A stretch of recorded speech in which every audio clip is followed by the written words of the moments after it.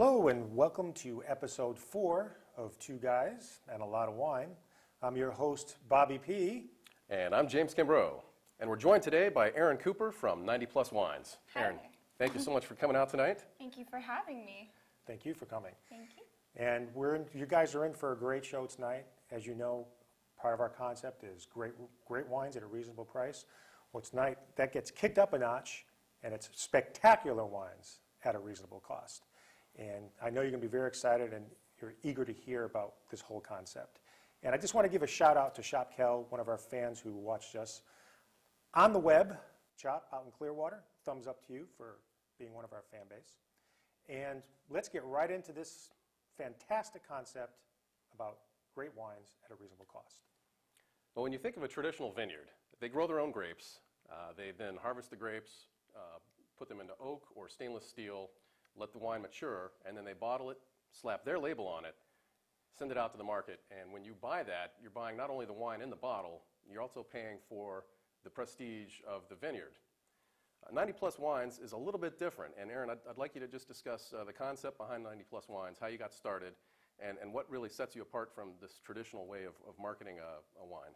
Sure. So 90 Plus Cellars, we started about 3 years ago, and our owner, he decided to call up different vineyards and ask if they have any left over. Well, it turns out because of the bad economy or something of that sort, they just weren't able to get out from under certain vintages. So we decided to buy all of their excess, and we're actually based out of Boston, and we're wine negociants, and we bottle all of these wonderful wines in our bottling and our labeling, and we sell it to you at a discounted price, up to 50% off the source label.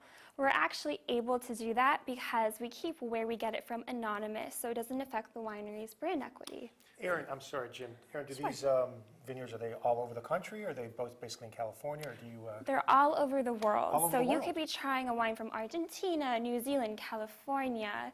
So you get a really eclectic mix. I think Time Magazine summed it up best. They said, how do you sell a $75 bottle of wine for $25? You just take the label off. Exactly. And that's what we do. So we actually brought 4 different wines today. We have a Sauvignon Blanc, we have a Shiraz Viognier, we also have a Reserve Pinot Noir, and we have an Old Vine Malbec. Now, when I look at the bottle, the front of the bottle, you've got Sure. a little lot number on the front of each bottle. Yes.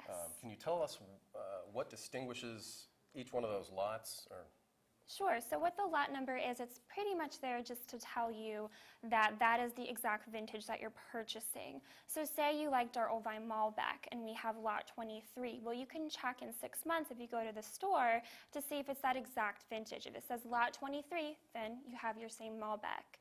It changes. We buy it by cases. So sometimes say we buy 1,600 cases of the Old Vine Malbec. Well, obviously in a few months that's going to be sold out, but we always have a different type of Malbec that comes in. So. And I think we should emphasize, these aren't just your mediocre vats. These are all wines that have been rated The 90 or above. That's Yes. definitely a key point, hence our name 90 Plus. What we do is we have our 3 wine rating system that are our creme de la creme of the wine rating world. Wine Spectator, Wine Advocate, and Wine Enthusiast are our 3. And I would suggest you guys read all of them. Definitely. And we make sure that all of the wines we carried have been rated a 90 or above by one of these articles. So that way our customers always know that whatever wine that they're buying from us is always an amazing quality wine. So.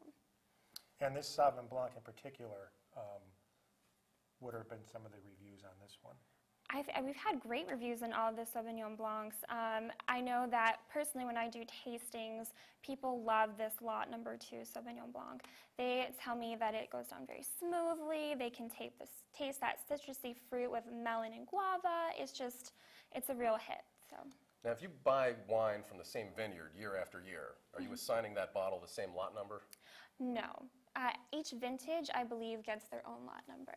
So sometimes, I'm not sure. We're a 3-year company. I'm not sure how that'll play out in future years. But as of right now, every vintage has its own specific lot number, and I'm pretty sure that we don't reuse them. Okay. So if by chance we happen to love this particular Sauvignon Blanc tonight, that's still available for us to purchase? It's still available for you to purchase right now, so you're in luck. I'm Race out to your store and buy our Sauvignon wine. Blanc is one of my favorites, and I'm really looking forward to All right, well- trying that. Erin, I checked your website before the show, and right now your company is listing 22 different wines for sale. Most of them trade or sell for between $12 and $16 a bottle, so they're all very, very affordable, and 90 plus rated to boot.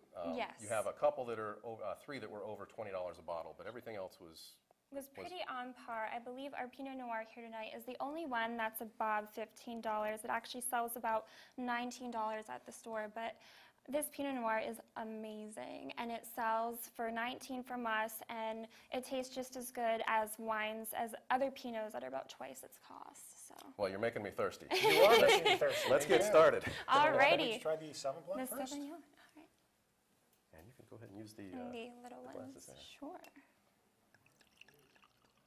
And there you are. Now, you can't tell us which vineyard this came from, correct? No, we can't, because if we were, then that winery would have to reduce their price to the rate that we're selling it for. And they don't want to do that because these wineries have worked very hard. They've been in the business for years sometimes, working to get their vintages at around $40, $50, sometimes more.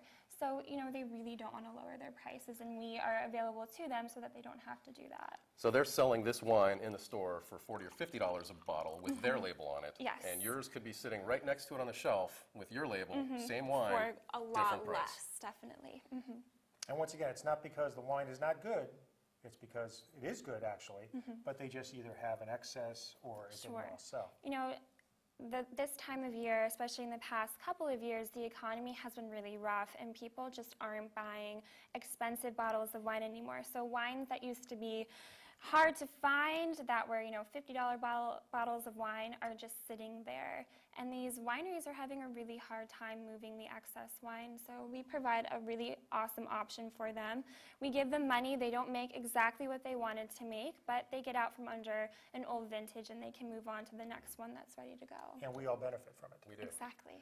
And you bring up a good point. The sweet spot in the wine industry right now is the $9 to $12 range. So, so you're right there. Right where on people are par buying. where people are buying. And I kind of call it, you know, the TJ Maxx, the Marshalls of wine. You know, women love going to TJ Maxx. They love going to Marshalls to get a really great deal on designer shoes, designer bags, clothes. And you can get designer wine for a less price.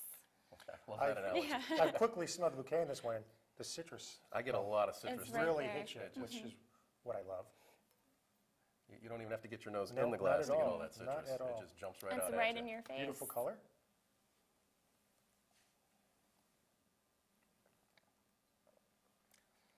A lot of good flavors there. I'm getting a sweetness in this. You can taste the melon and the guava notes as well. Yeah, I was going to say the guava does come out in this one. It's one of the things I'm unfamiliar with, actually, sometimes in a Sauvignon Blanc, having a guava. I am too. Hitting in the I've back. never had a guava in a Sauvignon Blanc before, and it's good. It's so refreshing. Now this one's from New Zealand. It's from Marlborough. It's kind of hard to say. But that's pretty much all we can tell you is the region that it comes from. So, yeah. So if I were to do a little snooping, You could. We recommend you not doing that, though. No. That's very good. I usually set my wine refrigerator at 46 to 48 degrees for whites, and then 56 to 58 degrees for the reds. So if you go out and get a dual zone refrigerator, you have the whites on one side, reds on the other, you get 2 different temperature ranges, and that way both of them are served correctly. That is actually true, and I think we've talked about this last time, is, you know, some people don't think you really need to have a red wine in a temperature-controlled area rather than, say, a cellar. But I think it benefits from a temperature-controlled, either a storage facility or a temperature that's relatively in the 50-degree range for Absolutely, red wine. yeah. I mean, you know, room temperature is satisfactory for a red, but it's better if you keep it down in the cellar and in a wine refrigerator. Those are very good tips. Good Well, advice I'll have to use when I get home. Well, like I said, I really enjoyed this first Sauvignon Blanc, and it's definitely going to be a memorable Sauvignon Blanc for me so far. So So yeah, I will definitely move into our next one. This is lot number 4. It's our Shiraz Viognier. This is from McLaren Vale, Australia. And this is just delicious. now, from your experience, I know Australian wines were once extremely popular, and they still are. Yes. But Do you still find a lot of great fats coming out of Australia? I mean, do you have a lot of choices? I believe so. I mean, we seem to be getting some really good wines from Australia, especially this Shiraz Viognier. It's very good, and you know, Australia is kind of that hip, cool place down under, and to get a good wine from there is kind of in and trendy right now, I'd say. Now, those of you who watched our last show last month know that we did a show on pairing chocolate with wine, and I'm kind of curious to see how this tastes. Even though we don't have any chocolate tonight, That'd be very nice. we can imagine it, and maybe you can go out and buy some chocolate yourself. Definitely. So let me know how you think about this one. This one's really unique because it's 92% Shiraz and about 8% Viognier, which what makes it unique is that usually in your Shiraz Viognier blends, you get more of a Viognier that's kind of laid back, and this one it's more upfront and personal than others. Yeah, usually a Shiraz from Australia has a lot of peppery notes to it. Yes. And I don't get that with this. This is it's a much more mellow wine. It has a little bit of spice, but it's more of a dark and savory taste than others. Savory. That's a good description. Savory. Yeah, I would say I would agree with you. I would agree with you, Jim. There, that is very savory. And you know, my philosophy is the legs on that are very long. If the camera can see that, and that usually means to me is also going to be long on your palate, and the flavor is still there. It's still on my tongue. Yeah, the aftertaste is still lingering. Yeah, it's still very much there. Very much there. This is very nice. Yes. And this is a 90 plus, obviously awesome. Yes. Everything's 90 plus. You don't have to question that. Never question on that. Never question. It's always going to be rated 90 or above, and we really want to emphasize that. That's our key selling point, is that every wine we sell is definitely rated 90 plus. And I've heard people tell me, well, but you can buy ratings. Well, we're assuring you that we're going from the top creme de la creme of the wine rating world. Again, Wine Spectator, Wine Advocate, and Wine Enthusiast. Those are our top 3 that we choose from, and we look for wines that have been rated a 90 or above. So this just isn't one rating service. This is a combination of all of them. It's a combination of all of them. We look in the listings and we see what is out there, and we call up the wineries and we ask, hey, do you have any left over? And 9 times out of 10, they do, and we purchase it from them. And sell it to you. Is your company to the point now where the vineyards are calling you, saying, hey, we've got leftover juice, we want to sell it? I would say so, yes. We definitely get calls in from wineries asking us if we'll taste their wine and make sure, you know, that we can possibly buy it from them.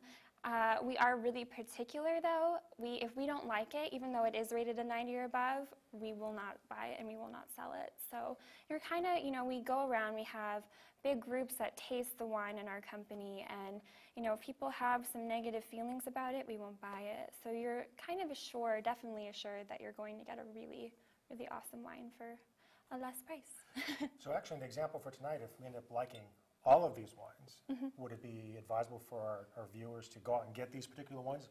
Are these going to be out and unavailable in a short period of time? It depends upon the demand, but I would definitely suggest, if you're interested in the wine, go to your local liquor store. If they don't have us, ask for us, because we will come, we will bring our wines in and make sure that we're available to you. And I always suggest buying more, because they will be gone. We have very popular wines. Again, they're good quality wines for less. So I would suggest run out to your store, grab a case or 2 or 3 of our wines if it's your favorite wine and you really like it. Again, we had a really great cab. I think we're starting to run kind of low on that vintage when I go out for tastings that people love, and they buy cases of it because they know it's going to be gone very soon. Yeah, that's always been my advice. If you find something you love, just go out and buy a lot of it. Yes. Because we have been burned, Jim, many times. I've gone to the store several times looking for a particular bottle, and it's been out of stock. And usually I can go back the next year and get the same quality wine from the same vineyard. In your case, with your company, that might not be the case. Yes, but don't let that deter you from trying us, because a good thing about our company is if you find that there's a wine you're not interested in and you don't really care for, well, hey, in 6 months we'll have a new vintage, so you can always try it then, and maybe you'll like it. So. And we will have their email and information up on our webpage and Facebook page. So. And the website is 90, spelled out, plus sellers.com. So if you're interested in ordering from our website, that's another way that you can do that. You can order by cases there. And you bring up a good point, Erin. when I looked at the website today, I was amazed at, first of all, the selection. There's 22 wines that you're currently selling today. Yes. But you do other things also. There was a section on the webpage that talked about home parties. Yes. Can you tell us a little bit about that? Sure. It's something that we started off in Boston, where we're based, and kind of branched out throughout Massachusetts. And we have a host. It's kind of like a Tupperware party. You remember from like the 80s, they had Tupperware parties? Yes, I know I'm not that old, but This one sounds more fun. Yes. this one sounds way more fun.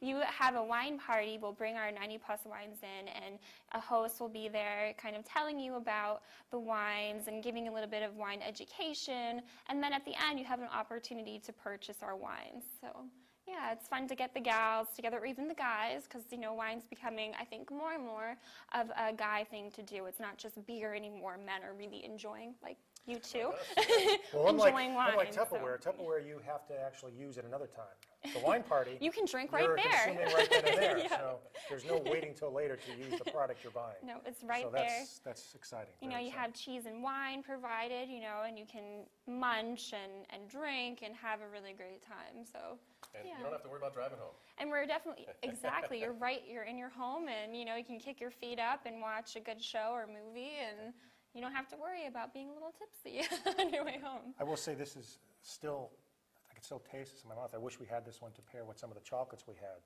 in our last show, because I think it would have done pretty well Really well with that. with some of the, maybe the salt one or the heavy cocoa one. The salt would have been really good. with Yeah, this, I think Tastes so, really yummy. absolutely. So next I will pour our Pinot Noir, which is our Lot 56. It's from Russian River Valley, California. And let me know how you like this one. Now, this might be the one that a friend of mine, who I think might carry this one in his store, has heard a lot of good things about. Yes, this one is actually our, again, like I said, our most expensive one here with us tonight. It sells around $19.99 in stores, and typically this sells for well above what we sell it for from the actual winery, and it definitely compares to wines that are selling right now for twice its price. So it's a really great wine for Well, it still for comes less. right in under Bob and I's $20 price point. Yes. Yes, Yeah. right by 1 cent. So you're getting a really good deal. And for our novices, if you can see this on TV, it's obviously a lighter colored wine than our previous one. It's definitely lighter colored. It comes, like I said, from Russian River Valley, California, and the conditions there are really well known for producing really good Pinots because it's cool, it's foggy, and it's just the right kind of climate for these grapes to grow.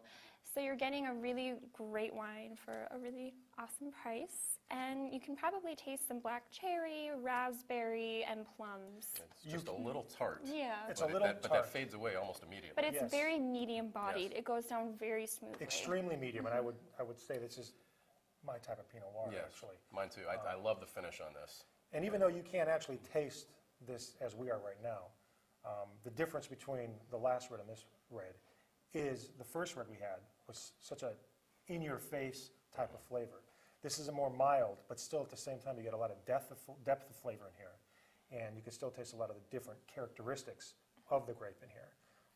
Yeah, some Pinot Noirs are very, very subtle, and I like this one because it has that just a little tart edge to it, gives it some character. But it's not so harsh that it's going to turn you away from the Turn wine. you away. So I have to ask, how are you feeling? we've had 3 wines. You guys feeling good? Loosed up? Oh, this is just the beginning Just for the me. beginning. But for our viewers, I want to say once again that it's a good, to try these two different types of reds is a good first step because they're so distinctly different, Oh, yeah. but so distinctly good at the same time that it's a good, I think, introduction for people to try those particular varietals of wine. Yeah, I would recommend these also. The Pinot Noir is a very complicated grape, and a lot of people shy away from it when they're first getting into wine tasting. If this is your first Pinot Noir, This This is is the a good one one to to go have. through. Yeah. because, Absolutely.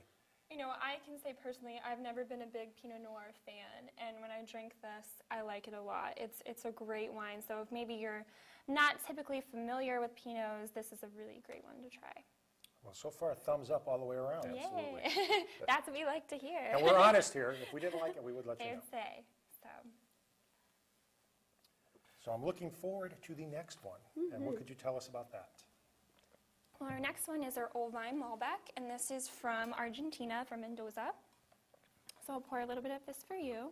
It's our Lot 23, and it is my personal favorite, so I hope that you like it. I've enjoyed this many a night watching a movie or two. It's a great late night wine to have with friends and family.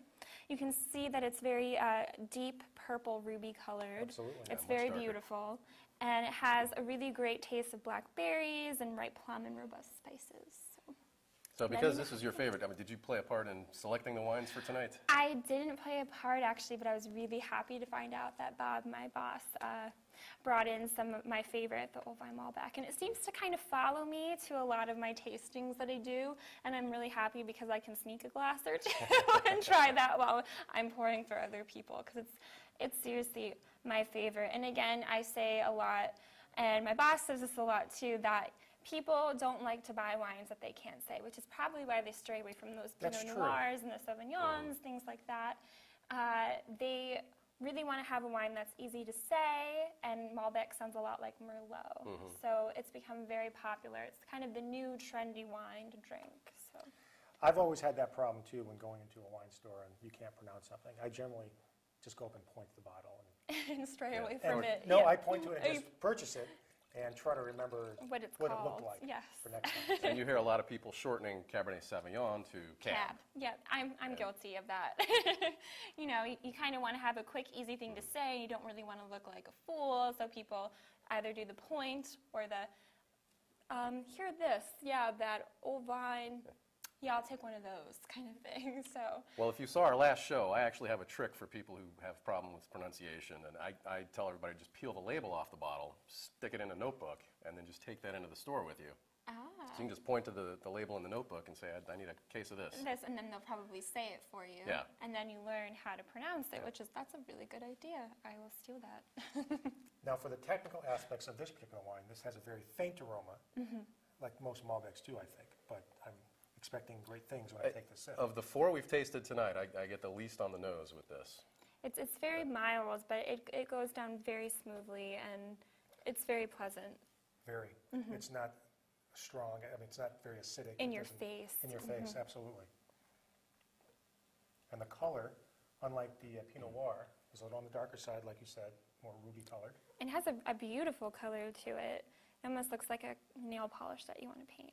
But And, you know, usually wine will fall in a different part of the tongue, and with this one, I'm getting most of the taste very far on the back back of of the your tongue. tongue. There's definitely some mild tannins in the wine that you can taste, and I think that's what probably gives it, even though it's mild, a little bit more of a bite at the end, because I feel like when you swallow it, you get a little bit of that bitter aftertaste, which is nice.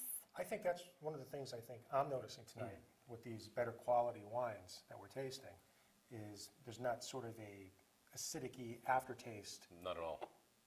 at all in either your throat or on your tongue. And you sometimes will find that at a more inexpensive wine. But certainly not these. I mean, I think every one of these has not only been pleasurable, it's been a different experience. Each wine has offered a different and unique characteristic that we want you to try. Because that's the Definitely. whole point of this show, is to try different wines that you might not have tried before. And hopefully experience the same joy we're feeling right now tonight. Yes.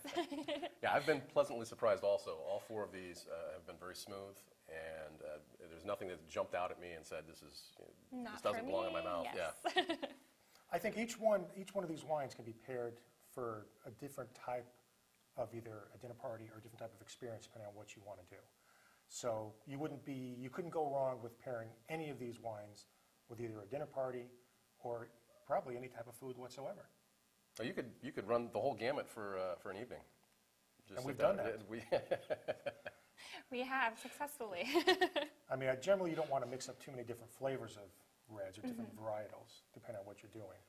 But Well, it depends on what you're serving, though. You know, if you're having a 4-course, 5-course meal, You can have 4. I'd do a couple of different wines. Yeah, Absolutely. why not? and before we end the show tonight, do you guys do any port wines?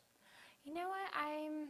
No, we do not. I'm getting a signal over here from Bob saying we do not. So no, we do not have any port wines.